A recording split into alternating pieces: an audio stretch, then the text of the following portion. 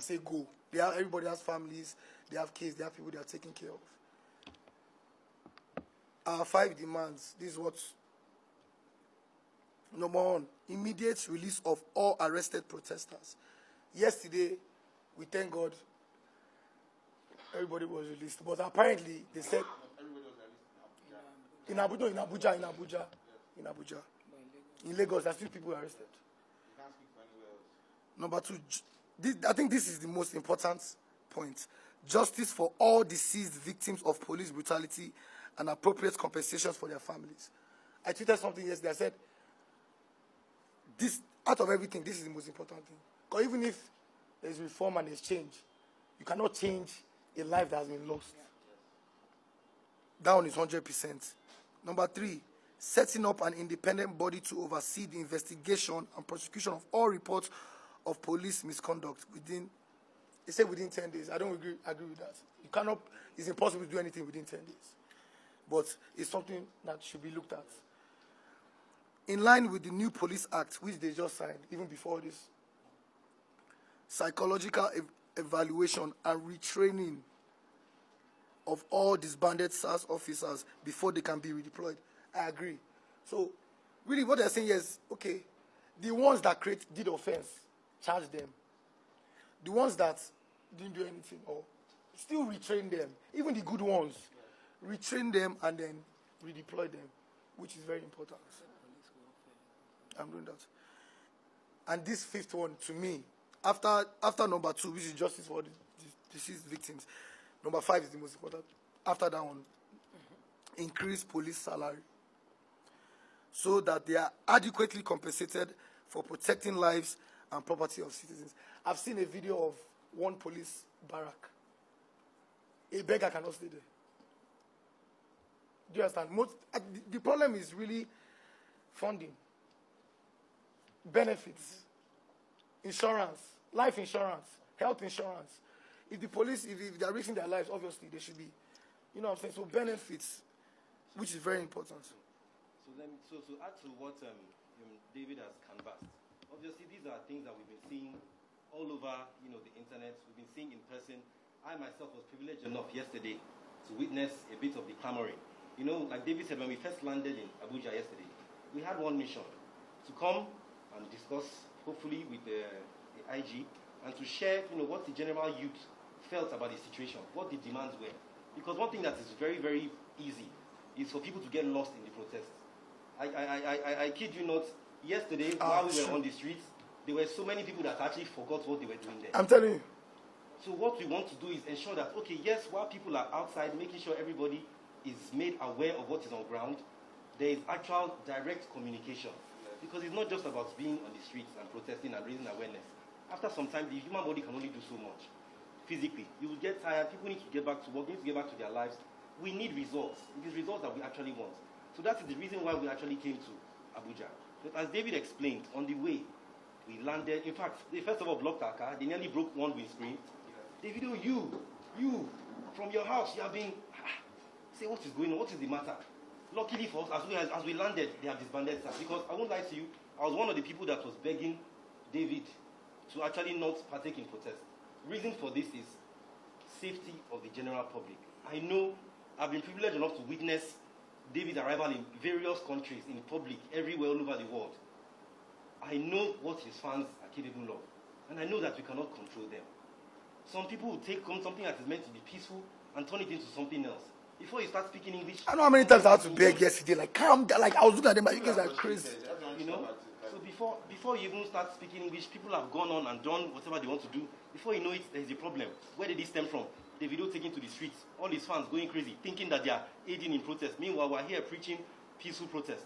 So yesterday, when we touched down, we were just, what is going on? Tried to calm everybody down. Next thing they said, no. Okay, SARS has been disbanded.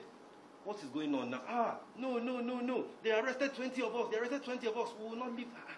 What is going on? Say, no, Davido, we need you. I say, what I said? I was privileged enough to have contact with Mr. Frank Mba. I put a call through. I said, please, these people all around here, they are clamoring.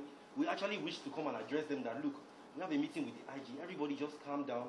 Let us hear about the actual steps they intend to take towards this reform and towards making everybody believe that this SARS has actually been disbanded. Because it's not just about cancelling the name SARS and bringing another name and filling them with the same personnel. Like David explained earlier, people need to be retrained, reorientation, re-educated. And then there is appeal that we need to make to governments too. We have some meetings fixed with personnel of members of government. Increase the the salary. House of Reps, the Chief of Staff. We're dialoguing with people. We need to also get them to do better in terms of funding for the police. We know what police, we are privileged enough to be exposed. We know what police in other climes are getting. So we need to put their lives on the line for this job. I'm not making any excuse for any officer that is misbehaving or extorting anybody on the streets, no. But I'm saying that this is something that we can do to reduce misbehavior like this. So, that's what I was saying. We landed, they said, 20 people have been arrested. I spoke to Mr. Frank. He said, what are you saying? Okay, wait, just hold on. Let me make a call. He made a call, spoke to the commissioner, called me back. He said, there is nobody in our custody. There is nobody. What is going on? Tell them to give you a name right now. He spoke to David even right on the right there in the. He said, David, tell them to give you a name right now and let us verify this. We kept asking. They gave me two, but they gave me two names this morning. They gave this morning. Only two names. They gave names. We said, okay, everybody just wait. They said, no, we must go to Fort. We've been to Force Headquarters twice already. They chased us away. They did this. The next thing we got there, and that was where you saw the dialogue between us. We made everybody sit on one side of the road. I can't remember. I was scared for my life. I was walking, caulking, tear gas. I was like, I had to get on my knees. I said, now OBO is Davido. Please don't come to fight, please. Oh. And to be fair, they calmed down. They calmed down. They saw that everybody was not. We all sat on the floor like we don't tire. Once they saw that nobody was coming to try and engage them or anything, to be fair, the officers calmed down. So approached them, discussed, and then they said, look, there are no protesters in custody. Everybody has been released. We spoke to the crowd, and that was how that actually calms down. So if it seemed like, I thought that I should make sure I put it out there. It seemed like David, you landed there to cause trouble, even though you had no, that was not the case. So back to what David had said. These reforms, right now people are still protesting. If you check Lagos is crazy. You see, Lagos right now is shut down because they still have demands. You can't even land. What are their demands? Their demands actually flow from a lot of what has already been done by your good selves, by the Police Act 2020, but obviously it was recently just put into place. But then they also have demands that ensure that this SARS that we have disbanded actually stays disbanded, and there is change. Now, the change will not happen overnight. So part of what we have come to do here is also to appeal to the masses that please, if we can get a word from the IG letting us know that steps are being taken, they appreciate everything we have said, and they are true to this attempt to reform, then please, we also have to understand that these changes will not be made overnight. Some of them will not be made overnight. It's part of what I actually said, please let us come here, and after hearing from you, we can possibly use our platform to also get people to appreciate. And that is a summary of what we feel. Thank you very much. Thank you, sir. You want to say something, madam? Please, coming to the source to find out what is happening, rather than not knowing what is happening, you go to the street, and after protesting on the street, then you now want to come and know what is happening. So this is the most respected way of doing things. So thank you for taking this step. The activities of SARS has been an issue since 2017. And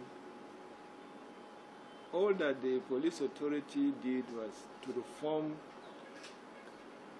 the unit so that to be more responsive to the society. Changes came up, and still we have challenges. So this is the first time that a decisive decision was taken to dissolve the unit. We've never done it before, and we never said it before. It was always reform, reform, reform. And why are we doing this? We are doing this because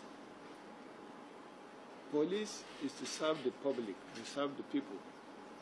So if the people you are serving are saying that one of your services is not servicing us well, then we need to listen to what the public are saying and then adjust.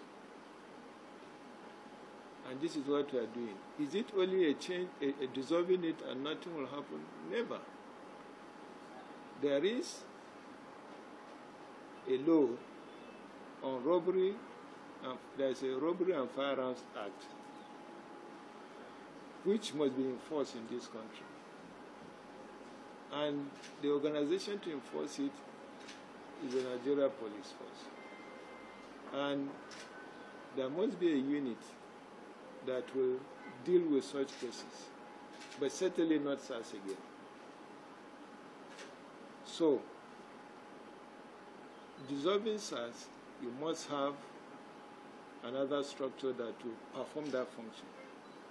And that structure, we've already come up with that structure, but it is not going to be as the disbanded SARS. It is going to be an intelligence-led unit that will be trained, and they are not going to be like a routine, they will not be performing routine duties. They are only going to be a unit that will intervene when there's an intelligence on robbery cases. The moment they get the information, they operate and come out is done. The issue of any police unit at all going to look at people's telephone, which is supposed to be their private property, or looking at the type of vehicles they are using, or profiling them to see whether they are Yahoo boys or not, that era is gone. It is not acceptable. It is not what they have been taught to do in terms of training. So be rest assured that everybody, both the police that were serving you, the public, and the members of the public, will